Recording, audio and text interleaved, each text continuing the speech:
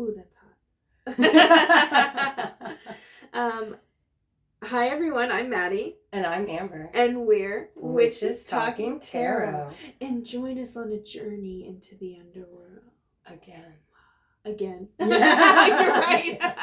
We do be like in the underworld around her. We do, right? So today this episode is about Orpheus and Eurydice. That's how I pronounce it, Eurydice. Amber pronounces it differently, don't you? Orpheus and Eurydice. Eurydice? Okay, so maybe I'm wrong. Maybe Amber's right. Maybe we're both wrong. Right. Like I told Maddie, is I pronounced it Eurydice because that is how I learned it in Latin class. Which Latin is a dead language, so Coach Suds was doing the best he could. Coach Suds! And Coach Suds, if you're listening, A, you made my day. B, you gotta go to Twitter at Classiest Witches and tell me. Because that'll make my day even more, because then I'll know you're listening. So what was he a coach of? Fucked if I know. But it's so he was one of the few coaches that was fucking smart. That's why he taught. He taught not only Latin 2, but he taught Latin 3 honors, and you had to be selected to get in that class. And if I hadn't run away from home, I'd have been in Latin 3 honors, and I might be a Latin teacher right now, because that was what I wanted to do, was be a Latin teacher, because Coach Suds and Callie Calloway were fucking awesome Latin teachers. And Miss Calloway, if you're listening, same thing, Classiest Witches. I just need to know, like, wouldn't that be amazing? That would be crazy. So no lie, in the South, I read that it's like super common for coaches. Was this in the South? Memphis. Yeah, it's really common for like coaches to be teachers. I didn't realize that was an uncommon thing. Oh, well, I thought that, no, is that everywhere I've lived, that's how it's been. Because I've seen memes about it where it's like, you live in the South when your history teacher is your football coach. And it's like... Well, maybe they're just making assumptions because they think they've only ever been in the South. Because I went to school up north, and one of our social studies teachers, or I can't remember what he taught, but he was also the gym coach. And I remember because, like, I learned that men who wear socks pulled up usually don't have leg hair because the socks rub the leg hair off. Oh, wow. I did not know that. I didn't either. And so, like, I maybe questioned why he shaved his legs. And he was like, I don't shave my legs. And I was like, I'm sorry. Like, I didn't mean to be offensive. Yeah. Like, but I guess if you ask a 30-something-year-old man if he shaves his legs, and he doesn't shave his legs, and maybe it's not by choice that he has no leg hair, it is an offensive question. Speaking of effeminate men, we have Orpheus. No, he's not effeminate. I'm absolutely. One of his possible daddies is Apollo, so that's an effeminate. But our Apollo, in case you missed the episode where Apollo was cast, is Leonardo DiCaprio, circa Romeo and Juliet. 1990 something. Oh, perfect. Well, honestly, my Leo is Once Upon a Time in Hollywood Leo. Again, age appropriate for me. Oh, maybe that's... Granted, any age of Leo's is age appropriate for me since he's older than me, but he doesn't think age appropriate. Guys, we're going to make that joke anytime we bring up Apollo. I had my birthday and I was like, no. It's over. My youth is over. I'm too old for Leo. I'm like, fuck. That's the current era gauge of your age is if you're too old for Leonardo DiCaprio or not. Dude, so I just had a midlife crisis. I'm like, wait, no. Right? That's the new age for it. You're too old for Leo DiCaprio. Damn. That sucks. But, Leo, I mean, you're pretty and all, but you're no Brad Pitt in the aging realm, because I'm pretty sure he's way older than you, and he's aged a bit better, I think. I don't know. I like Leo. I do too. I like them both. I'm just saying, at least Brad Pitt can date age appropriately, okay? Yeah, that is true. Which eventually we'll have to cast him. I know. Well, I was just thinking, I was like, we need to cast him in, like, a Greek myth. I mean, we can cast him in anything, but have you seen that in Troy? Yeah. Holy shit. He is Achilles. He's already been cast. Which, we should totally do an episode on Achilles, because, first of all, it wasn't Helena's fault that them men was like that. Bitch, why does she get all the blame, dude? Helena started the Trojan War, because to me it sounds like that dumbass motherfucking prince, what's his name? It's not one of my favorite stories, but... It's not, I can't lie. Helen of Troy is, I mean... when you're so beautiful, a goddess rivals you. It's, you know, like, because it never ends well. I mean, I was gonna say, isn't it really kind of Aphrodite's fault because she was jealous? No, this is what started the fucking war in the first place. Be careful, Amber. Like for realsies, because it was like that's what I'm saying. Like, isn't her jealousy part of what started the war? Well, it was like three goddesses. I was gonna say this is not the episode of no. I guess if we're gonna do it, we'll bring it to you. Right. I guess later this winter or spring. Right. Yeah, because we're scheduled through January. So yes, we are. We got ahead for like we're bringing you a better season 2. Well, not a better season 2. A more far in advance prepared season 2. Yes. So Orpheus and Eurydice or Eurydice or whatever is one of my whatever you want to call her. It's literally if you're a Greek, you would call her Eurydice, and that's my favorite way to say her name because Eurydice, the Greek language doesn't have C's, so it's a K. We could call her Eurydice the whole episode. That would make it easy. I may just call her E. E? Oh, let's call it E. I like that. I like that. Can we do that? No gang signs. Guys. That's not what that was. Right. It's for Eurydice or Eurydice or Eurydice or however you feel like pronouncing it. But Eurydice does sound like it's a derogatory, but I just think it's easy to say. And it's kind of funny because it's a sentence as well as that's a mean sentence. You know what? That is a mean, yeah. I don't think it's mean. I think it's... Well, I guess it depends on who's saying it. Right. Yeah. But... So, anyway... But it works because he, where he lands. Right. But, like... We'll get there. Let's cut that out. Maybe. So, anyway, this was my favorite love story. I think I actually said that about Cupid and Psyche as well, but this is one of my favorite love stories. This is one of my favorite love stories. But it's in the 8 Brief Tales of Lovers. Right, but like doing research on it almost ruined it for me, no lie, because it made me appreciate it more. For the possibly the exact same reason that it ruined it for you with the whole lack of faith and like and the cowardice and like the ego, like Orpheus could have done something himself, but instead he wants Eurydice to change. Well, and ego was a big thing too, because he thinks he's good enough to go to the underworld and convince the gods to bend to his will. Exactly. Which is why, like, one of my favorite lines from the original poem about the Orpheus and Eurydice is, drew iron tears down Pluto's cheek and made hell grant what love did seek. But that goes right into his ego. Yeah. Because he made the gods give him what he wanted. Right. And I never looked at it that way before we did this myth. I like that, though, like, getting my eyes opened, because it gives me different views on it. Mm-hmm, mm-hmm. You know, because I still like it. I still think of it in the other way because of the Robin Williams movie, What Dreams May Come. I didn't realize that movie was, like, a modern retelling of Orpheus and Eurydice. And it's my favorite Robin Williams movie. That period, like, he literally goes to hell looking for his wife. Literally. It's the saddest. When I need to cry, I watch What Dreams May Come. I've never seen it or even heard of it, so I will definitely have to look into that. She's an artist, and he goes in her painting, like, his heaven is her painting.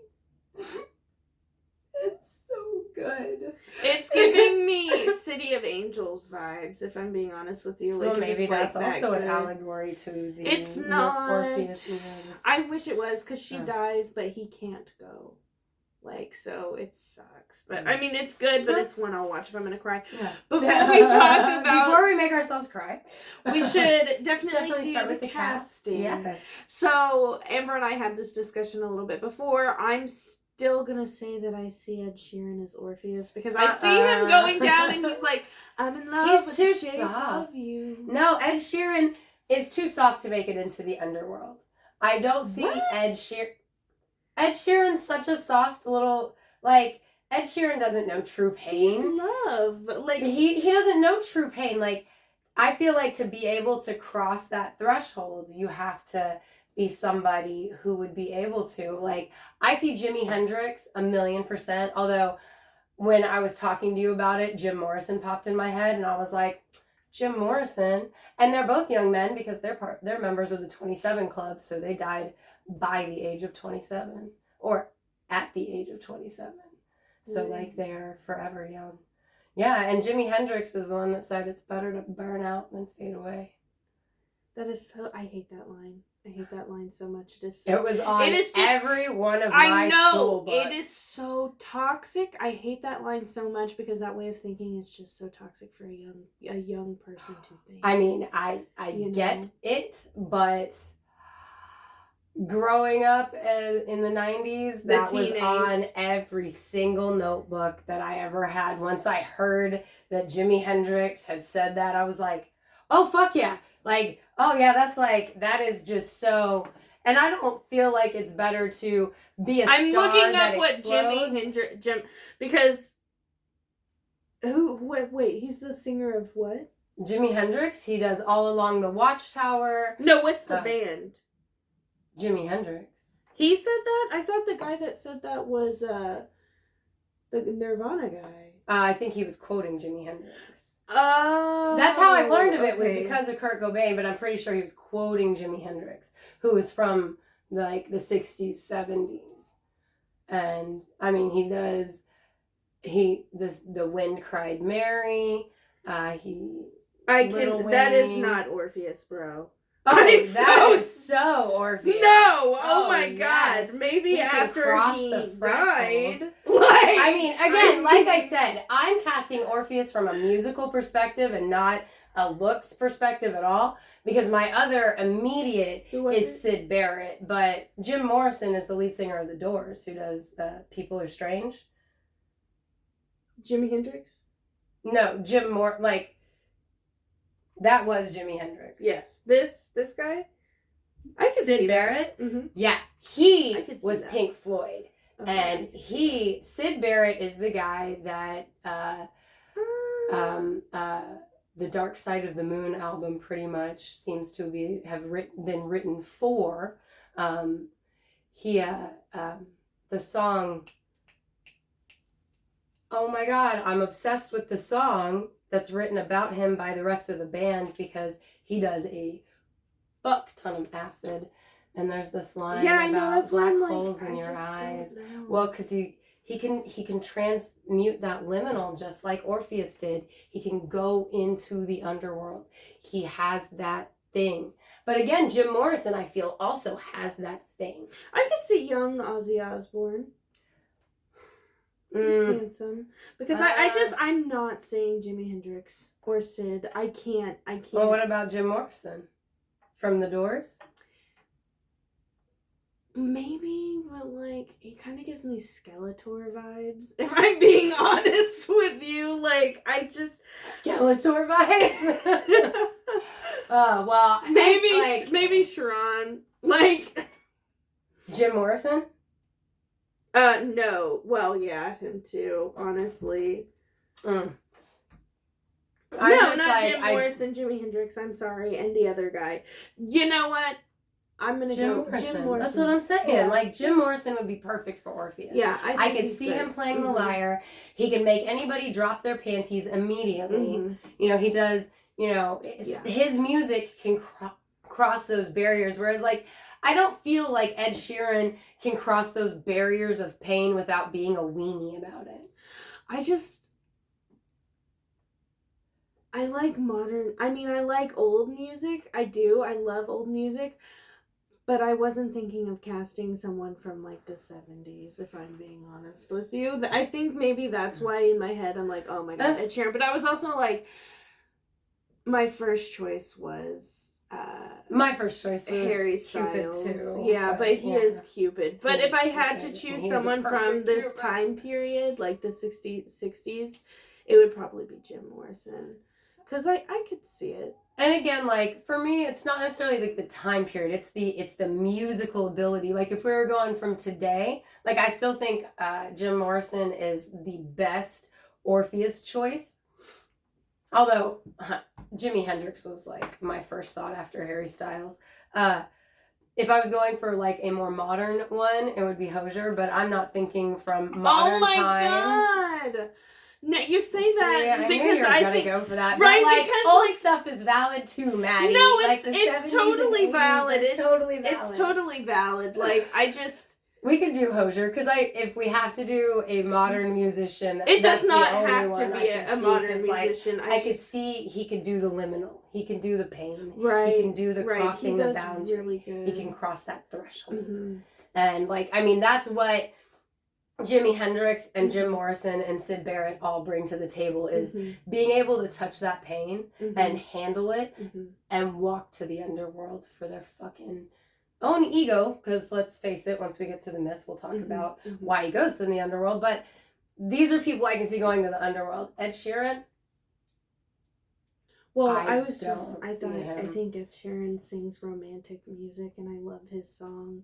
So, like, if I'm being honest with you, if I think of a song that's being played down there, it's probably that one song. I can't think of the one about when your legs don't work anymore. Yes, I love that song. Yeah. But you say Hozier, and I'm like, I can see Hozier. But now I'm like, you know who could go to the underworld that we can't cast? Maybe we could. Florence and the Machine. Oh my god, her music. I mean, like, I get that, but I mean, I would see Hozier more from that standpoint of Orpheus than I would Florence and the Machine. Well, yeah, because she's. I don't even mean like anything other than the temperament and the personality. I have chills because I'm like sitting here thinking of that "Take Me to Church" song, and yes, it's exactly. Like, if I'm a pagan of the good times, my lover's the sunlight. To keep the goddess on my side, she demands a sacrifice. I can so see those. Yeah, and like. He has some really deep music. He really does. He really does. He does. But please don't think I was shitting on those. I love those guys. I love those guys. They just weren't who I imagined as Orpheus. No, I know, like it, but I'm looking at a broader spectrum of just like the musical piece, and like you know, I won't lie, like to me the best musicians came out of the 60s and the 70s. You were not wrong. You're not 100%. And for today's musicians, as far as people who could cross the liminal, I could see Hozier. I could see Florence and the Machine, but it's more from a ragey standpoint. And Orpheus just doesn't bring that rage, you know. If Orpheus brought that rage, we'd be telling a different story, I feel like. You know what I mean? Too, yeah. But she had, like, there's that hard, you know, behind Florence and the Machine. But I don't feel that with Hozier at all. Like, Hozier is the eye of the storm. It's dangerous because you're in the middle of a fucking storm. Right. But it's a gentle... You know what I mean? Like, I don't know if I mean that right, but I'm just saying, like, it embodies, like, Hozier embodies more of the Orpheus that I feel. I don't want to get any hate for this, so please, guys, don't judge me, but I am not one of those souls that music really connects to. That doesn't mean I have an absence of a soul. I know people hear that and they're like, oh my god, but some people, for them, their art is music. Yeah. Me, I used to love music. My sister played music 24/7 when I shared a room with her, and it ruined it for me. I don't like to listen to music. I have to be in a mood to listen to music. I get that. Because it was just played 24/7 at fucking top volume. The same shit over and over again. I'm like, bro. Guilty. So, guilty. You know, I'm sitting here raking my brain, and I'm trying to think, like, oh, who... is so like, and I'm just like, holy shit, I don't really listen to music, you know. But there are some people that it just. I do, know. Yeah. Music is, music is definitely. I'll go for periods where I'm like, I'm not in the mood for anything specific, but music is definitely something that I connect to. It gets me in the spirit, literally. Like I usually say, like, put on music in the house and I'll clean up and I'll use like the sound vibrations from the music are cleansing just as much as whatever else. So it's like I don't just put on any music. It's got to be a certain vibe. Like I've got in my Spotify, I've got big earth energy, big air energy, big water energy, big fire energy playlists. I've got my big center energy playlist. I've got my big moon energy playlist. Like, because like these songs, they connect to this kind of energy. You know Do you what like I mean? that one song that's like a river, like a river, run me like a river? Anyway, I don't really know. good. It's good. Do you know who it's by? I have no idea who it's by, but it's like really good. It's like, so shut your mouth and run me like a river, blah blah blah. It's really good. I don't know, like it's giving me Wagon Wheel vibes, but I know Wagon Wheel. Oh, I love Wagon Wheel. My husband doesn't like it when I listen to music because I will listen to 90s music, like 3 or 4 songs. Then I'll listen to country music, 3 or 4 songs. Then I'll listen to 60s and 70s music, 3 or 4 songs. And he's like, just pick a fucking genre. I'm like, no, look, like my playlists are multi-genre. Oh, I guess. Like, first of all, Fancy was her name, Bryson. Like, God. Yeah, like I have Fiddlehead Fern by some bluegrass band and Cigarette Daydreams by Cage the Elephant in the same fucking playlist. Oh my God, I love the Dead South. I love the Dead Southern though. They're Canadian. Did you know that? I had no fucking idea until we Dude, like Mumford and Sons, I'm pretty sure they're Canadian, and I love Mumford and Sons. Like one of my friends hated them because my buddy at work and we had the first album of Mumford and Sons. And we just play that shit all day long. You did what my sister does. That's why I was saying God. Guilty. Because he hated Mumford and Sons after that. Like, not my friend, because we both liked listening to it. Our bae buddy over here, who had to listen to it also, was like, fucking pick something else! Oh my God. Well, now that I say it, I think maybe Bon Iver, is that how it's pronounced? B-O-N-I-V-E-R? I believe so. I'm not that familiar. I think I know a couple of their songs, but really good. I wouldn't be able to tell you. Like, but then, like, I don't always like age-appropriate music, because, like, my kids will go crazy when I'll, like, discover something of theirs that I just love. Like, I kind of like Sweater Weather, and they have another song that I like even better than that, but I can't remember which. But my kids were like... Oh, but the Bon Iver. I don't think it's Bon Iver, but it's in that same, like, genre of music. Right. And, like, just of the newer music. My kids get kind of annoyed when I... Listen to what they like. Yeah. Like, I ruined 21 Pilots for one of my daughters. One of my other daughters, I ruined Billie Eilish for. Which, I don't listen to Billie Eilish anymore. It was just a phase. But, I don't really either. I used to listen to it all I did too, but then I just kind of dwindled. Me too. But, yeah, like, Freaking Out on the Interstate by, I can't remember his name. I love that song. And one of my daughters thinks it's great that I love it. But the other one that also likes that song is like, oh my God, why do you have to like what I like? My God, I was never like that growing up. My mom and we always had the same like music vibes. Like really, my mom, my sister, and I. So I don't. I know it's just like she gets annoyed when she's like, I liked it first. Yes. Oh my God. Yep. But music is a very important topic with this. So anyway, because, guys, like, please Orpheus don't hate me. Is why music halls that are named the Orpheum are named Orpheum. Like, it's specifically named for this character out of mythology. A version of the story that he's Apollo's son, right? Mm-hmm. Yeah, so, like, that makes sense. Because well, and in both versions, he is the son of a muse. Mm-hmm. In one version, it's an unnamed muse, and in the other version, it's Calliope, who is a muse. So, like, either way, his mother is, like, inspiration, right? And then Apollo is his dad in one story, and a Thracian prince is his dad in the other story. And in Thrace, they are the most musical peoples of the Greek and Roman worlds. So, do we want to do Jim Morrison then? Because do you want to do Jim, or do you want to do Hozier? We can do Jim. I would be down for him. Because, like, Jim Morrison, see, here's the other reason I want to do Jim Morrison. He says that, like, he had this, like, experience where, like, a guy, like, the storm. Oh my God, see? no, my husband. I mean, no, we can play that. I love that song, but at the same time, that was my mom's ringtone for my grandparents for so fucking long. And my grandma calls my mom like a zillion times a day. So we'd randomly hear like Riders on the Storm. Yeah, that is like, definitely not my favorite of the... I don't hate it. Yeah, but I mean, I won't lie. Riders on the Storm is not one of my favorite. I probably... Oh, shit. Break On Through to the Other Side is probably one of my favorites. But those songs are why I feel like Jim Morrison would be a great Orpheus. And he's the lead singer of The Doors, right? Yeah. So he's, people are strange. Yeah, exactly. Yeah, I love that song. Yeah. When you're a stranger. Yeah, from The Lost Boys. When you're alone. Yeah, I do love that song. Okay, so what about Eurydice or Eurydice or yeah, whatever. However we want to eat. Honestly, she is barely touched upon in the myths, and so we have a blank canvas. I can't lie. I like Lana Del Rey simply because, to me, are you writing it down? I love that. Because she has that beauty. No, I don't think we cast her before. Okay. I'm going to say we didn't. But she has that, beauty about her, and that old style, I think, would go the chemistry with Jim Morrison. Yeah. Because, again, guys, it's not because he died by 27, so...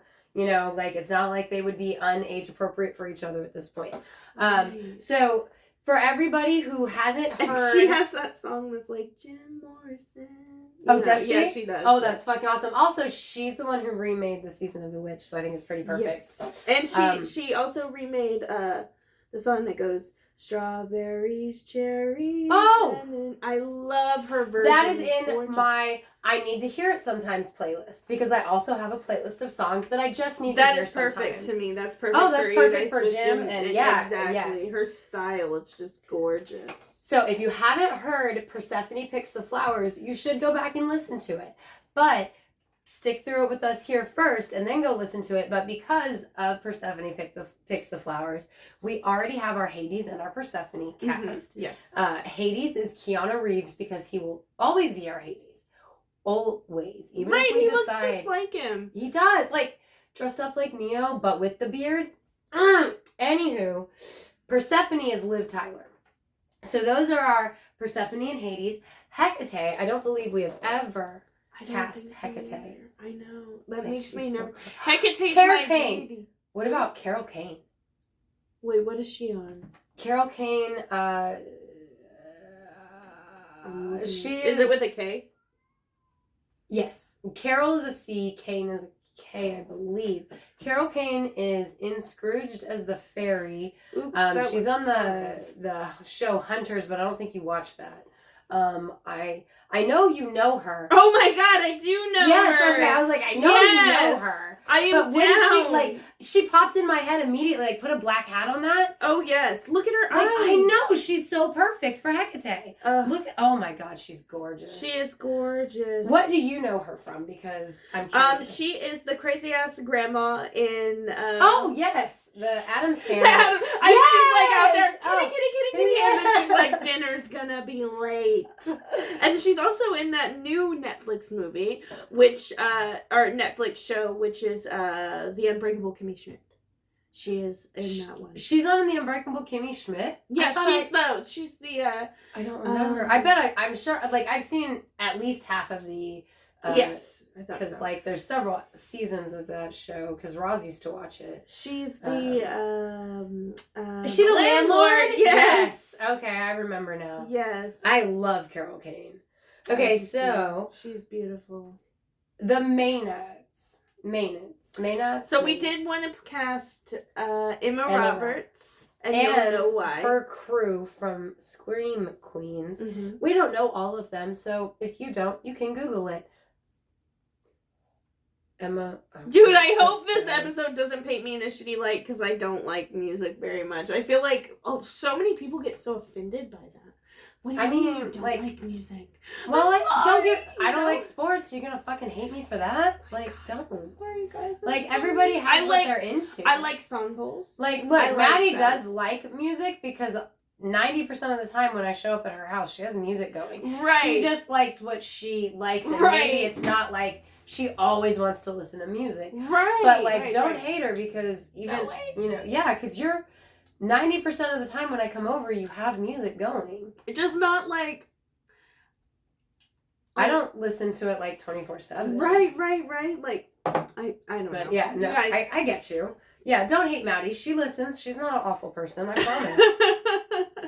Like, seriously, if you think people who don't like music are awful, like, I've seen hey, you need to do some it. soul searching, because, like, how judgy is that? Well, maybe I'm just being super like, maybe they get, like, too overwhelmed. But, like, that's exactly what it is. For me, it's, like, an overwhelming, like, overstimulation There's too much going on, yeah, thing. Because exactly. I've also got 2 kids, and I play music, and then it just overstimulates me. But I've seen memes on Facebook where it's like, if you don't listen to music, you're not my type of person. And I'm like, I'm sorry. You know what I mean? Like, damn. Yeah. But you're not everybody's type of person. Right, exactly. And plus, like, dude, people can, like a thing occasionally without being obsessed with it. Like, that's okay. That's normal. Like, that's absolutely okay. Like, you don't have to go overboard with everything you do. Just have 2 houseplants. That's fine. You don't have to, like, make a jungle. Yeah, right. It's cool. Like, you can do your own thing. So we have 2 more things to cast. And I say things because one of them is Cerberus, because Amber wants to cast Cerberus for her favorite version of the myth. So Sharon... I'm seeing that guy that plays Liz Taylor in... I am down. Can he be dressed as Liz Taylor? Oh my God. I don't know his name. Oh, is it? Yeah, I don't know his name either. I will look him up, but he's an amazing actor. Yeah, he's the American Horror Story guy. He's in everything. Like, he's in... Yeah, he's in a lot of stuff that, like, I didn't realize until, but he also looks a lot like the stripper's dad from Carnival, and Corey gets those 2 mixed up a lot. Okay, so his name is Dennis O'Hare. Oh, and I mean, okay. Like, does that not, this right there, does that not scream Sharon? Yes, that's why I was like, can he be dressed in the Liz Taylor, you know? Like, because I mean, that's pretty much exactly like what I'm imagining him wearing, or something while he's rowing, or even like this, because it's a cape and he's like, oh my God. Is that weird? And it's like, it flows behind. It's like, yes, it's so like long it flows behind the boat. Yes. Like, it's just flowing back. I can also imagine it's almost like their sail, but it's not their sail. Right. On the fucking boat on the river Styx. And, like, I'm kind of imagining. But it doesn't ever go in the water. It floats just above the surface of the water. And he's having a conversation with Orpheus, and he's like, honey, you don't know what you're getting into. You know what I mean? But he can't resist the song. Right, because he keeps on rowing. He's like, look. Because, like, Orpheus is like, it's raining men. Oh my God. Orpheus is like... He knows how to play to his audience each and every time. But, okay, so before we get into the story, Cerberus. So I imagine a boarhound, which if you don't know what that is, well, at least one of the heads, because we're casting the different heads. Yeah, so do you want Hagrid's dog Fang as one of the heads? So that would be Hagrid's dog Fang. It's a boarhound. It's very droopy, very like... Yes. It's like if... Yeah, it's similar to a Mastiff appearance, but seems much bigger. Like, the head looks bigger. Yes. And in my head, I picture Cujo and Beethoven as other heads. Oh, okay, I'm so sorry. I got Beethoven confused with the one movie with Tom Hanks. Beethoven is the dog. They're like rescue dogs. Turner and Hooch. Yes, I like that's Turner what I was and thinking. Hooch. Yeah, but Beethoven's the one where it's got Charles Grodin, and it's the Saint Bernard. Yes, Saint Bernard rescue dog. Yeah, right. yes. That's what I was thinking, like, Humane Society rescue dog. My bad. Oh no, yes, no, Saint like Bernard don't they take hot cocoa. Avalanches. Yes, they dig people out of avalanches and give them hot cocoa. I didn't know the hot cocoa thing or something in there. They have warm something around there, like that's the little that's keg, what's around that thing? Okay. So that when they get to the person can drink something warm to warm them up while help comes through where the dog led them to. Oh wow, that is awesome. Yeah. Do they still do that nowadays? Yeah, I mean, I'm sure they still have some in use for that purpose because people be going up the mountains. I saw a video of someone riding a avalanche down the mountain. I'm like, what are you doing? That's like asking for trouble, bro. Because they specifically stepped in line to the avalanche to ride it down. And they're like, oh, I'm going to TikTok this shit. Like, oh my God. Why? Seriously? Yes. Oh my God. They're like, this is going to get me TikTok famous. You're gonna die. Oh my God. Me in the graveyard. This is how I die. TikTok famous. TikTok famous. Oh shit.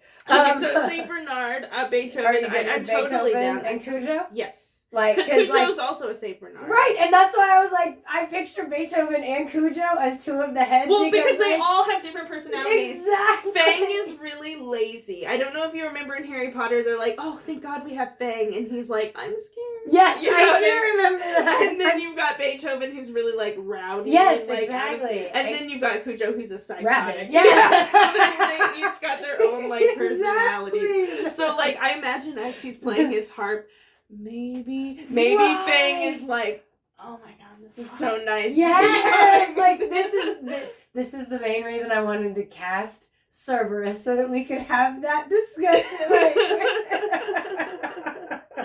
Because I picture it very much like that. Okay, so we have our cast of characters, guys. We've got Orpheus, who is Jim Morrison. Eurydice, who is Lana Del Rey. Hecate is Carol Kane, the classic. I truly love do. Like, she popped in my head, and I was like, beautiful. It's perfect. Like, I couldn't even, and I forgot she was Granny in The Addams Family. She is, so that's what makes it even more perfect to me, because it's like, yes. Yes. I know. What I mean? Like, she was our childhood witch. Persephone is Liv Tyler. Hades, Keanu Reeves. Yep. The main ads, Emma Roberts and her Scream Queens from the show Scream Queens on Hulu. Is it anywhere else? I don't know. I think it's just on You Hulu. can Google the shit if you want to know. I've never seen it. I've only seen the one scene where she's like, I said kill him, not make out with him or like have sex with him or some shit. And I'm like, oh, Emma Roberts. I've seen like 10 episodes or maybe even like part of the second season. I'm not sure. I don't know how many seasons there are. I've seen a lot of it, but not. Two. Okay, then canceled. I think I'm in the beginning of the second season, but I never did finish it. And I don't remember a whole lot. I just remember being like, a lot of the time, jaw dropping open, like, what the actual fuck just happened here? Unfortunately, I think Emma Roberts has now been typecast for horror. Which is funny as hell to me because of who her aunt is. Right? Because Julia Roberts is the love and light, like, girl next door shit, you know? Well, I never She's would have the Mona Lisa smile. I never would have thought Emma Roberts seeing Aquamarine would be a total. Oh, that's right. I Scream did not. Queen, literally, because that's what she is now. Right. I forget that's who that is because my kids watched it. But I love that ever movie. Did. Yeah. My sister is obsessed. But anyway, her and what's his face is also very typecast. I don't see him ever getting anything. Oh yeah, Evan Peters, which is funny because he was the weird like stonery friend in Even Stevens. Really? Yes, he was so stupid. That's so adorable. I could see him. He's got the face for it. He used to, and now he just looks like. Now he's like a killer. Yeah, he looks like a school shooter because that's how you see him as Tate. Yeah. Damn it. So, speaking of typecast, did you know there's that one Hispanic guy? I don't know his name. He plays Hector in every movie he's in. Is it his real name, Hector? Yes, I feel like I think his name is Hector. I think it is Hector Guzman. I don't know. Is he are you talking about the guy that they said is going to be the new Gomez Adams? No. I will show you a picture of this Hector guy. He is. You'll know him as Hector. I don't even know if his name is like. But we gotta cast him at some time because he plays Hector in like everything. His name is not. Isn't there a Hector in the Trojan War? So is there? Oh yeah, there. Oh, that guy! Hector. I love that guy. I'm pretty sure too. He's Baby Joker in one of the Friday movies. I could be wrong. Training Day, Hector. Yep. Fast and the Furious, Hector. Gangs of the Dead, Hector. Like every single thing, that's his. Which is so stupid because his name isn't even Hector. Like I thought it was at first. I thought it was too. I wish it was. That would have been funny. Me fucking too, because now I'm looking at his life and work.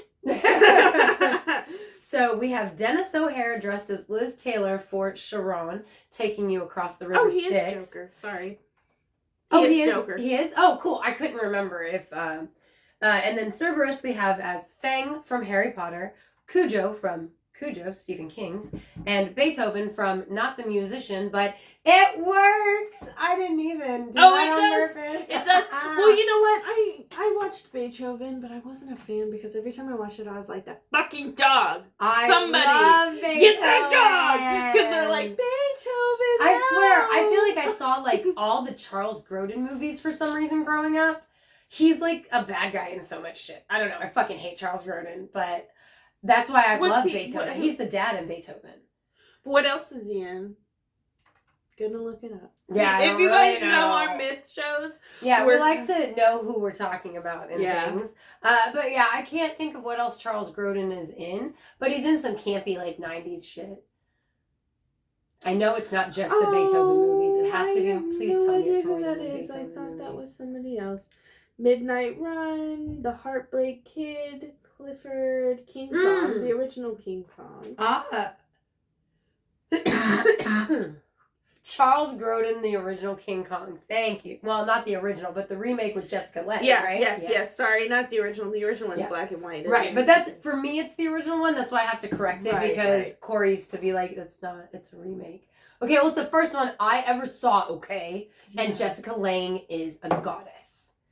That is why when American Horror Story came out, I had to watch it. Did you watch that TikTok I sent you? It was like, yes, she was like, you think you're pretty, don't you? And it was like every Academy Award winning like indie film, and it was just Jessica Lange vibes like you would not believe, right? I loved that because I love Jessica Lange. Like, she was in that. She was in this Lifetime movie about Patsy Cline, where she was Patsy Cline and Ed Harris was her abusive husband. Really? And like, I remember like her hitting him with an iron or some shit. I don't know. I fucking love Patsy Cline.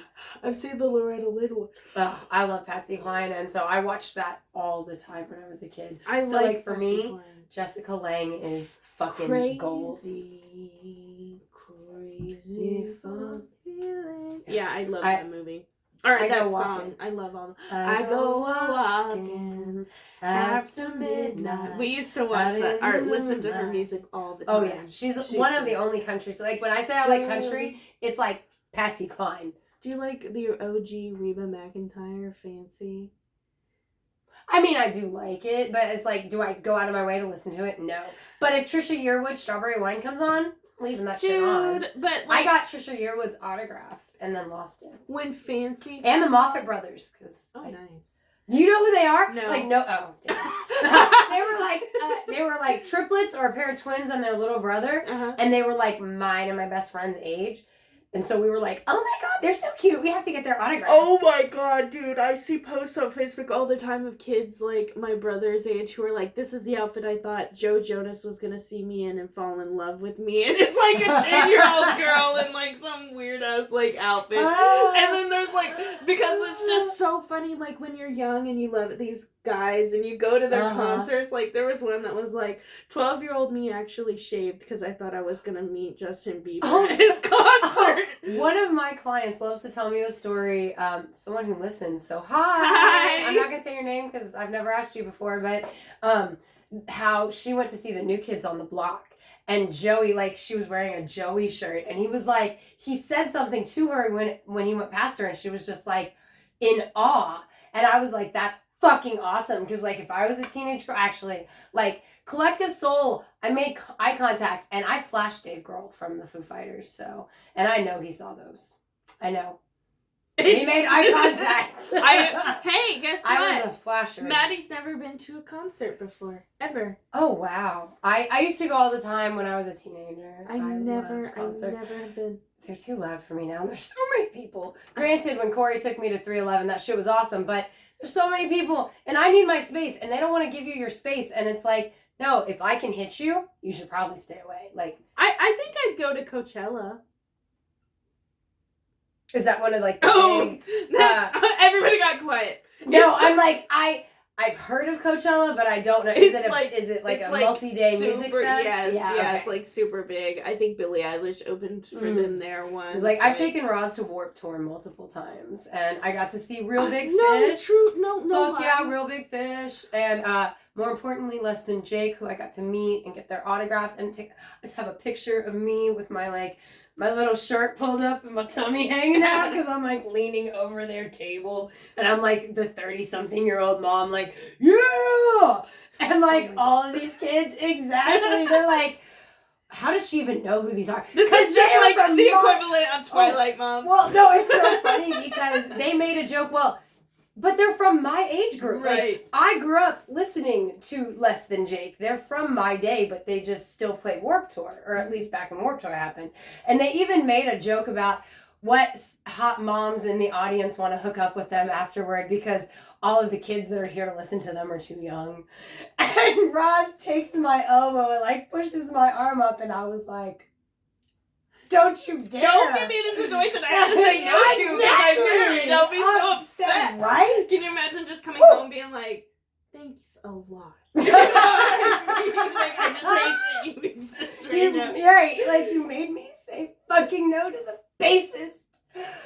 Oh, he's got dreads. Anyway. But I want to go to Rocklahoma so bad, dude. Yeah. This year they had Evanescence. They They had did have a Three good Doors lineup. Down.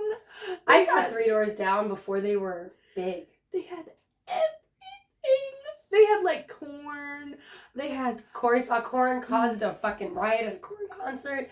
Kept me from being able to go concerts for a couple years because I was supposed to go to that concert with some other boy. And my parents didn't let me go. And then there was a riot there that my future husband caused. But I didn't know that at the time. I just knew that I was now not allowed to go to any concerts because the one I had asked to go to had a riot started at it. And a couple years into our marriage, I found out. And I was like, you motherfucker. You screwed me over. And he's like, what? I'm like, yeah, because of you, I didn't get to go to concerts for like 2 years. I would love to go to Rocklahoma. Look, we're on topic technically. Yeah, This it's is all about music. Like, again, Orpheum. Like, look up the word Orpheum or the Orpheum. You probably have one in your state, if not in your city. It's usually a music hall or a place where they do large events because of the guy that we're going to start talking about now, I guess. Here we go. I am so sorry. All right. So, Orpheus and Eurydice, or however you pronounce it. This is one of my favorite love stories. I liked it more before I did more research. Basically, I appreciate it more since I did research. It's so much fun to find the differences. If you know the story, you're going to hear it again, basically. Yeah. So, Orpheus and Eurydice, did you read how they met? I didn't read how nothing they met. covers. Nothing just covers that they were together. It's literally, she is so small a part of the story that her name is a part of. It's kind of bothersome. Basically, guys, they were in love and they were together for only a year or two. So he was the unmatched musician among everybody in the world, okay? He could have anybody. He could make rivers flow different ways. He could make the seasons change with his music. Mm-hmm. And then he found her. And he said, Eurydice, I love you. And he played his lyre for her. And that was that. I actually read a book called Goddess of the Spring by P.C. Cash. Check it out. It's a Hades and Persephone retelling. It's fucking amazing. I'm going to read it when I go home. Nice. It's fucking amazing. It's basically about a 48-year-old woman who switches places with Persephone because Demeter tricks Hades into thinking he's marrying Persephone, but really he's marrying a different woman who's got a glamour over her. Who has a glamour over. It's fucking amazing. But they cover Orpheus and Eurydice while she's in the underworld, and in that version, Orpheus actually had a spell over Eurydice. She wasn't actually seriously in love with him. That is the reason I say he played his lyre, because it doesn't say how they met, mm-hmm. but what it does say in every single version of the story is mm-hmm. Any woman that he wanted, he could just play his lyre for, or lyre. I'm not sure how to say it, guys. I prefer lyre because he's lying. True. You know what I mean? Yeah, he's seriously all though, ego. Amber, you should totally read that book. It is so good. Like, fuck yeah, I mean, because Persephone was too young for Hades, and he loved extra story. Like, yes. I love giving more body to it. And it takes a modern woman, a normal modern woman, and he likes that about her because she's strong and she's not what he thought she was at first. And he thought she was gonna be this meek little kid. Yes, but she's really like a powerful, older, strong woman, and she's like, Yep. Like I said, it just keeps getting better. Good. Your 30s are awesome. Your 40s are even better. It's awesome. I'm not there yet, but I assume my 40s are better because my 30s are better than my 20s. There's a whole series called Goddess Series, and it's all taking modern American women who are in their 30s and 40s, and for some, there's a glamour, and they're put into the goddess's perspective. There's always, like, a reason why a goddess needs to, I can't do this, I'm busy doing this, so I need you to take my place. Yeah. Yes, it's fucking awesome. I love that. It's fucking awesome. I know it's not the same, but it reminds me of my modern fairy tales book that my parents got me because I was kind of like, you know, whatever. So it was a politically correct fairy tales is what the book was called. And so woman was spelled WOMMON. So there was no man in the word woman. That was a big thing in the 90s, taking the word man out of woman. Really? So spelling woman differently to have man out of it. Yeah. Yeah. It died off, unfortunately. It did. But yeah, that was like a thing. But so like the PC fairy tales, it was all like retellings of the fairy tales, but making them politically correct. So the Princess and the Pea, she didn't sleep on that lumpy mattress. She was like, I'm a princess. Like, I want to sleep somewhere that's not on a pile of fucking mattresses. Like, can you just give me a normal bed? Like, come on, guys, this is stupid. You know, it's like, it was really fucking funny. Like, and just taking the ancient stuff and pulling it into the modern. Oh yeah, I do love it was that, it was really good. It's really good. I have like a lot of them. There's one where a modern woman like replaces Helena of Troy. Oh. And like it's so instead of like taking that bullshit, she's like, I'm not taking fucking blame for your shit. Like, it's cool. Because the reason for that one is the goddesses were like, the only thing that can stop this war is one of the most feared things.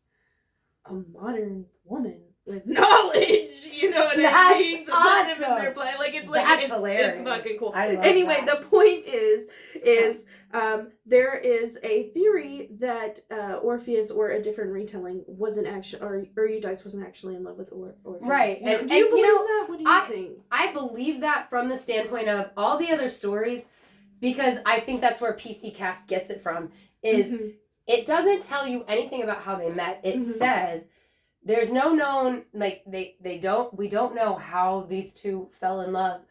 But Orpheus played such beautiful music, he could have had any woman he wanted, which led me to believe when I read it this time around that he could have had any woman he wanted. He was the Channing Tatum of musicians, right? He played his lyre and their panties fell down. Right? And I just mean, like, so I took it to be that she was under his musical spell. She was like throwing her panties at Jim Morrison on the stage, which again is why I totally took it to like just the musician piece. Like, he could charm her panties right off of her. And that is how, when I was younger, I didn't take it that way. In the retelling, when she's running away from him. Yeah. Because she doesn't want that control over her. Exactly. I love that. Exactly. I get that, though, because, like, when I reread it this time through, I really did pick up on all of those things where people have bashed him throughout the years. And I think they're not wrong. Like, this story is about lack of faith, lack of heart, only caring about what you want. Right, exactly. So Eurydice runs away from him, she runs through the woods, whether it's away from him or I read it could have been an advancing okay, you're talking about before in the, so no, I had read not him, but another guy that was trying to advance on her. Yes, so yes. The version that I read, that I've read in modern pop culture. Right. This is not a thing. I get that. But the original one is that she's running away. I thought we were talking about at the underworld where she. Oh, no. I misunderstood. So, at the beginning. Before she. In the real myth, she's running away from one of his rivals or one of the guys she doesn't like. She accidentally steps on a snake. Well, and some versions say she was just like taking a walk with her lady friends through the flowers, but still the snake. Stepped on a snake and was pretty much killed instantly by the poison she dies. Orpheus is like, no, Because he only knows how to play a lyre. He can't just suck the poison out like any other decent guy. Right. No, I was just kidding. I'm trying to think. Well, they don't recommend you do that anymore. I know. I was just kidding. I was just going back to his selfishness. Well, it was a long ass time ago, so maybe. So back then they still did. Yeah. He couldn't find any snake bite. I'm trying to think like what song he would play, like, or I'm also thinking Phantom of the Opera. I Can't Lie. No, like I mean, what would play when? Mama, I'm coming home. Oh my god, I love that song. It's gonna play at my funeral. I don't give a shit. Like he's like, somebody's gonna hurt someone before the night is through. I love like that song. I do too. Oh my god. Hotel California, you can. Oh my god. You can visit, but you can never leave. Right. Maybe that's what he plays at the underworld. Maybe he plays Hotel California because the underworld is like he's like they stab it with their ceiling knives, but they just can't kill the. Yeah. He's like mirrors on the ceiling. Pink champagne. And that's actually my favorite part in the song because that's when he like realizes that he's stuck. God, this is hell. Yeah. Wow. Yeah, I'm seeing that. I'm so I was gonna do Fade Into You, but I guess that's later. Oh my god, I love that song. I hate that it's in shitty perfume commercials. But now I'm like imagining Eurydice like, we were born to die, because like that's literally... Orpheus is like, fade into you, and she's like, no, we're done. Right. Your spell is broken. So he like plays his beautiful thing, and somehow he's able to get to the underworld because he plays so beautifully. That's what I read, or am I missing? I mean, I the way I understood reading the myth is that he traveled to the underworld, and the way that he was able to get past Cerberus is he played the music that calmed the beast, you know? He put the dog, you know, he comes up to the entrance of the underworld, and there's Cerberus, and, you know, Fang is just kind of like, you're not supposed to be here. And Beethoven's like, we're gonna have trouble? And Cujo's like, I'm ready to fucking kill this guy. Right, like, you guys move the legs. I don't have control of the legs. Because Cujo's the middle head. They knew better. Yeah. They didn't give Cujo the legs. The other guys I'm trying to think what would be a nice relaxing song. For a doggy?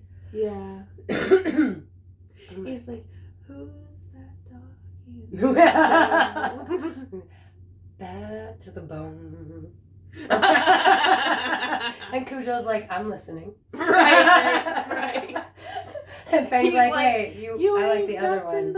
Hound dog. Oh, yes. And now they're all like, we're listening. This is nice. Yeah. And so, like, you know, by the time he's done playing for the doggies, like, Cerberus' tail's wagging. The legs are just moving to go walk alongside him. Right. Because they don't want to leave his music. And then he, like, gets to Sharon, right? Right. And I'm wondering, what would he listen to? We're talking Liv Taylor. Right. Sharon. So what would he listen to? I think it would be Gaga, honestly, because, like... I could see Liz Taylor. So he's like, oh, I'm caught in a bad romance. I only know one Lady Gaga song. Is that the Lady Gaga song? No, it's a Poker Face. Oh my god, that is the only song I know. Your love, and I want your revenge. But I also feel like Liz Taylor would be taken up by some Stevie Nicks, you know? Oh, I can see that too. I can see that too. Like, Rhiannon rings like a bell through the night. Wouldn't you love to love her? We're going to have to advertise this episode as Hear Us Sing. And then Liz Taylor's eyebrow goes up and he's like, it's raining men. Oh, shit. Yeah, right. And he's like, okay, you're up my alley now. He's like, baby, I was born this way. Oh my god, what's that Bryan Adams song from Robin Hood? It's like the ultimate love song. I don't know. You say that, and I'm just thinking, Little John and Robin Hood walking through the forest, doing a lot of day. I had Corey download me a Bryan Adams album for that song, and he was like, "You got me. You want me to get you Bryan Adams and Kenny G music?" And I was like, "Look, I want the ultimate romantic song though is, I would die." No, the ghost song. The ghost song. Oh, Unchained Melody. My love, my darling, Okay, but now I'm like, yeah, I can see that. Your touch alone. Only time. I'm sorry. I can't love that song. I know. I'm sorry. I love that song. Or maybe it's like, why? Or no, maybe that's why he would sing to Hades. Oh my God, yes. Oh yes. Only fools. And then Persephone and Hades are like, oh my God, I get it. Right? You know what I mean? What would he sing to Hecate? Oh my God, to get her I don't know. Because like that has to be it has to be a mature, I understand life song. Because Hecate's not going to be swayed by romance.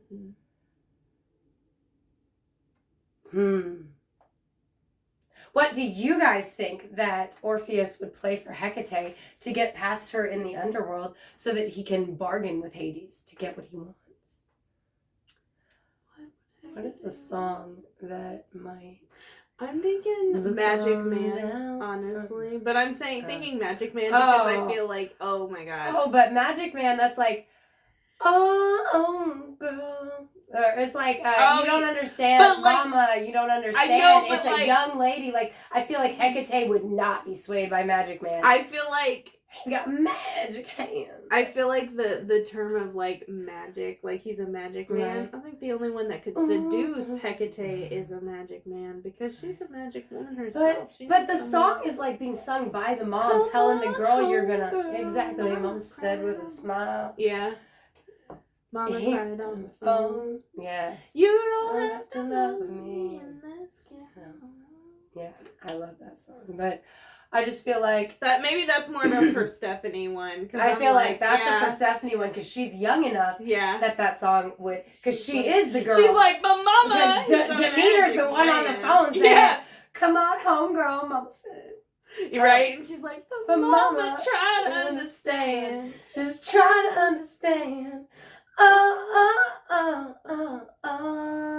He's a magic man, Mama. He's a magic man. And Keanu Reeves. Keanu's like... I'm sorry, you shoot. I don't know if that was too crude, but... Yeah, no. He's a magic man. He is. But one of the things that I think we discussed, or maybe it's just popping into my head, what he plays is different for every person. So I could see him playing that for Persephone to like... Right, to get her on his side, right? Because she's the one crying on the phone to Demeter like, no, but I love him, Mom. Oh my God.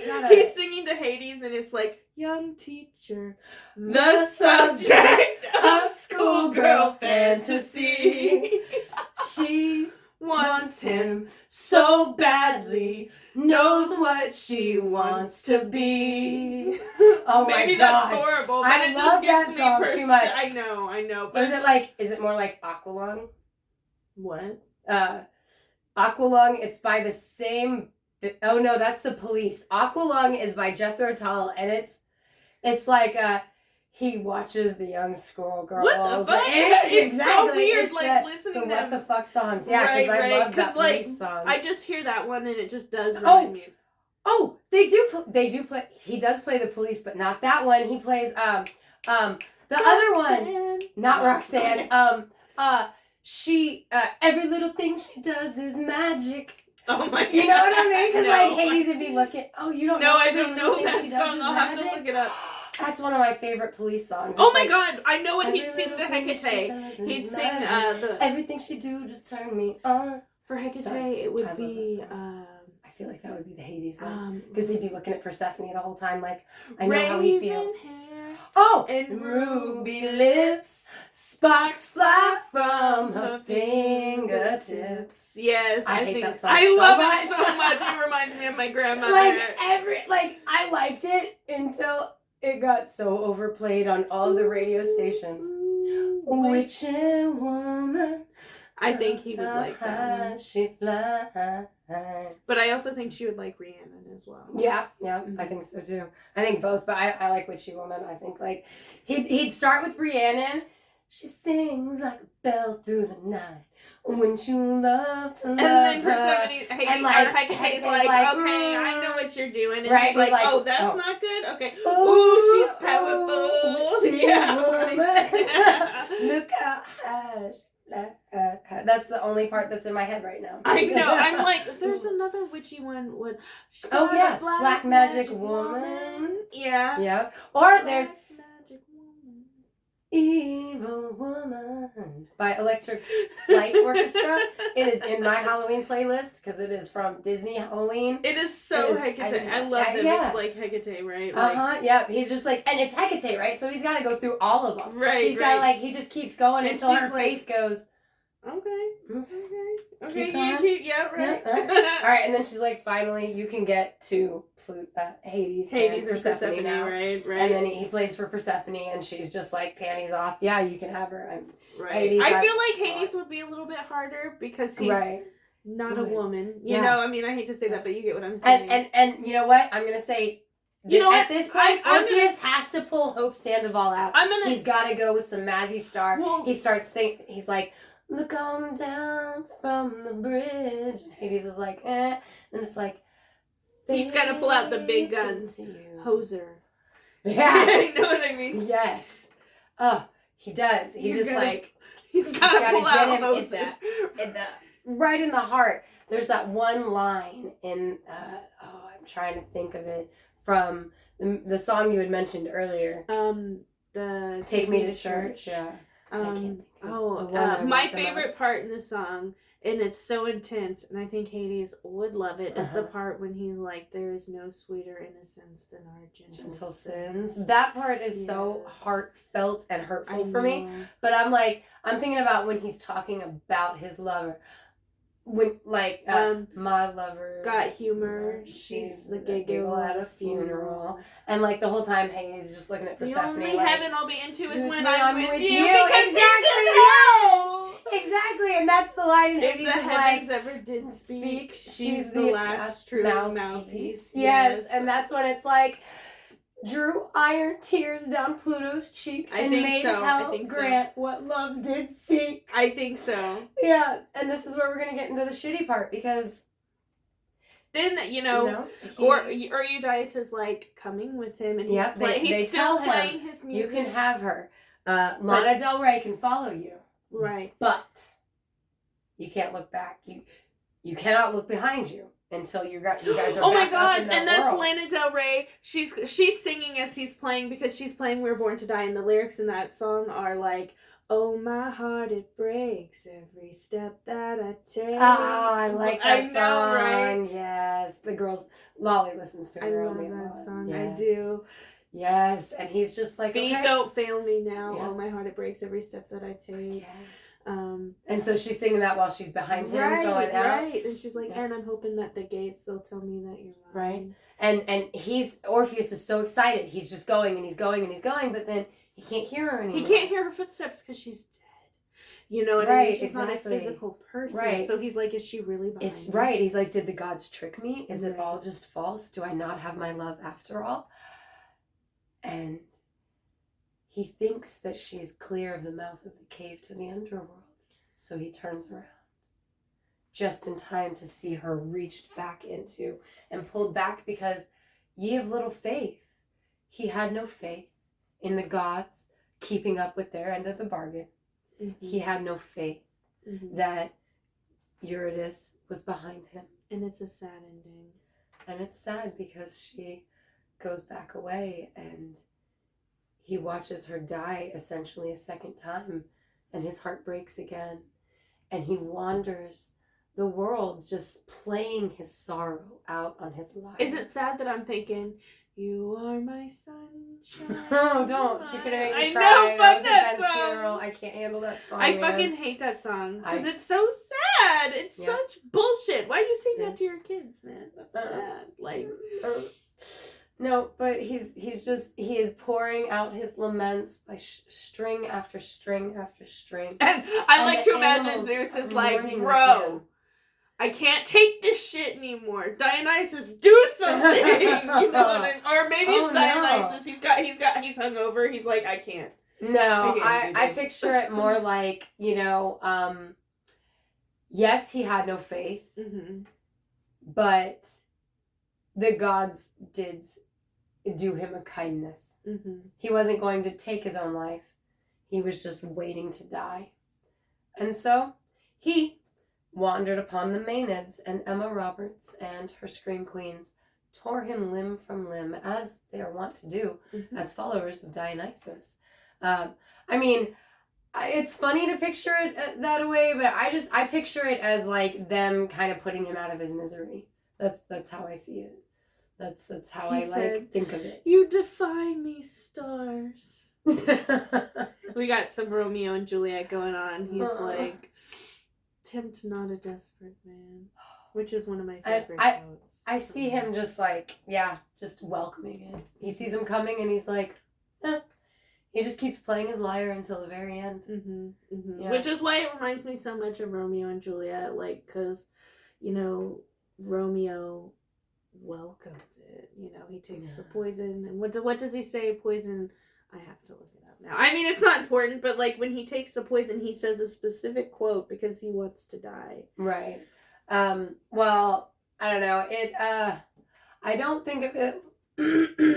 There is thy gold, worst poison to men's tolls, doing more murder in this loathsome world than these poor compounds that thou must not sow. What the fuck? That's not the right one. I'm sorry. He says, here's to my love, O true apothecary, thy drugs are quick. Yes. But I don't know. I picture it as like Orpheus. He's just put me out of my misery. Like I welcome death. And he did. I mean, the entire world mourned with him as he walked the countryside and played his lyre. And the thing that Maddie and I have alluded to multiple times that makes us sad is there's this huge thing where basically Orpheus is looked at as a coward who wouldn't die with his lady like Romeo in Romeo and Juliet, or Pyramus from Pyramus and Thisbe. Right. He wanted to go to the underworld and bring her back with him. He wasn't brave enough to go be with her and be dead. He wanted to bring her back with him, which is why he was punished by the gods, being offended that he would even ask for her to be returned to life. And it's something that I'd never thought about before or noticed as far as a thing goes. But doth with their death bury their parents' strife. Yeah. Like, it just, I mean, obviously their parents didn't have strife. But, like, as I say it does remind me from the Fatal Loins. Well, I mean, it doesn't remind me, but that's also because... It doesn't remind me because he's supposed to, and someone had to kill him, whereas Romeo actually killed himself, right? Well, and beyond that, like, Pyramus and Thisbe is the original Romeo and Juliet, and I've known that since slightly shorter than I've known about Romeo and Juliet itself, but I learned about Pyramus and Thisbe in the same day as Orpheus and Eurydice, so I've never seen a connection between the Orpheus and Eurydice story and Romeo and Juliet, because Pyramus and Thisbe is Romeo and Juliet, but better because their castles are separated by a wall, and they grow up whispering to each other through a crack in the wall, and it's so romantic. We'll have to do an episode on that. Yeah. So Thisbe, also mulberries, big part of that story. I love mulberries. I know. Yeah. But I don't know, like, have you guys heard different versions of this? Because, you know, there's the few differences in the versions, but they mostly seem to kind of shake out the same, you know? Yeah. I guess we should tell what happened at the end. So he was ripped limb from limb. Yes. His head was thrown into a river that I forgot to write down the name of the river, but it washed up on the shores of Lesbos, and the Muses buried his head on the shores of Lesbos, which I like because his mother was a muse. So that means, like, basically his family buried him. Yes. Yeah. As a way to... sad. Yeah, it's a sad story, you know, any which way you slice it. Just like, you know, I had no idea that What Dreams May Come was a Orpheus story, but, like, knowing that, it makes perfect sense because Robin Williams's children die, and then he gets killed. Sad. Yeah, he gets killed on, like, the anniversary of their kids dying. And so his wife, who was already, like, fucking suicidal, she... finishes herself off, and he literally travels through hell to find her, and it's really sad. It's one of those movies that has two different endings, you know, and one ending is really, really, really sad because, like, she killed herself, right? It's suicide. Mm-hmm. And I think in both of them, because it was suicide, like, her afterlife is dark and scary and awful. His afterlife is he lives in her painting that he loved. Like, literally, he goes sliding through this purple paint. And it's fucking awesome. Because, like, it's like this big landscape thing. And that's his heaven. That's, like, where he lives at. And so, like, Cuba Gooding Jr. is his son. And somebody else is his daughter. Because, like, to come to him and help him with finding their mom, they had to pretend they weren't themselves. So they presented as different people. Aww. Yeah, so his son presented as actually his college professor. I need to watch this movie. It is good. You will cry. You will cry. Like, it doesn't matter. You will cry. You will. But it's fucking good. I love And is it a serious movie? A serious Robin Williams? Mm-hmm. Yeah. He does. He's like her. Yeah. Because, like, the underworld for people who've, like, taken their own lives, it's, like, awful. It's all dark and there's spiders and snakes and, like, just things that make you uncomfortable. Jeez. But the people who didn't, you know, they have, like, you know, it's that, you know, make your own afterlife happiness kind of thing going on. It's a really great movie. But, like, I totally pick up on the Orpheus and Eurydice vibes. Dude, that sounds so familiar. It sounds sad. It is sad. It's sad. It's my, I need to cry, and I'm gonna watch this. Wow. I'm going to have to watch that. So, do you guys enjoy the Orpheus or Eurydice myth? Like, is it one of your favorites? Like, it's one of mine. I'm very curious. Do you have your own theories? Like, there are some out there, like that Eurydice was never actually in love with Orpheus and he was obsessive. Yeah. Well, and I don't even see it as him being obsessive. I see it as him being the kind of guy who can get whatever he wants. Right. You know what I mean? Right. And he's just like, her. I like her. Mm-hmm. That is definitely how I took it reading all the different versions this time around. Because when I was a teenager and I read the story, I just read it as like, oh, they were in love, you know? Right, that's how I read it too. Yeah. Mm-hmm. It was very eye-opening, and I've always loved this story, but to see the added depth of like all these different opinions on Orpheus's behavior, mm-hmm. especially towards Eurydice. Yes. It was very interesting and eye-opening. It actually made me appreciate it more. I guess I can't say I don't know how I feel about it because, like we just said, you know, Romeo was willing to do what Romeo had to do to be with Juliet. Orpheus, he wanted to change Eurydice. He wanted to bring her back. Yes, whereas Romeo wanted to just join. Look, I like Romeo and Juliet. Fight me. Like, some people are saying, like, it's romantic. I like it. I mean, I can get why people would be whatever about it, but I like Romeo and Juliet. I love it. Yeah, I can't not. I love that play. I love that movie. I love the soundtrack to the movie. I love everything about it. And when I say that movie, I do mean Claire Danes' Romeo and Juliet. But the soundtrack is amazing. I love the remake of When Doves Cry, which now I wish I had added to Orpheus singing because it's like, this is what it sounds like when doves cry. Yeah, now I'm like, damn, I could see that. But specifically the Romeo and Juliet version. I mean, Prince is good, but the Romeo and Juliet version is more dramatic. So good. It's like, yes. Plus that movie. It's just like, people hate on that movie. I don't care. I fucking love it. Why do they scream? But you guys can let us know what you think about Orpheus and Eurydice or any of the music that we so badly re-sung. Yeah, for you. Just Bro, for you this guys. Is a special. We're gonna have to put this is special our musical special. Oh my god, please yes. do. Yes. Oh my gosh. Yes. We'll do god. The can for you. Oh my gosh. Do the can just above the table. We're Moulin Rouging it. You know what I mean? See what we're up to on Instagram, which is Talking Tarot. You can follow us on Twitter at Classiest Witches, and if you're watching us on YouTube, don't forget to like and subscribe. We are 1 away from 80 as of right now. Yeah, and that means Melissa. Oh, I'm sorry. And that means we're 20 away from our goal for the end of the year, 100. Hey, Melissa. Yes, and if you want to shout out like Melissa, hit up our Patreon at patreon.com/witchestalking tarot. You can see all the fun extra things we offer there. Thanks for hanging out with us. This was our longest episode. Oh, was it? Thanks for sitting a spell. Bye.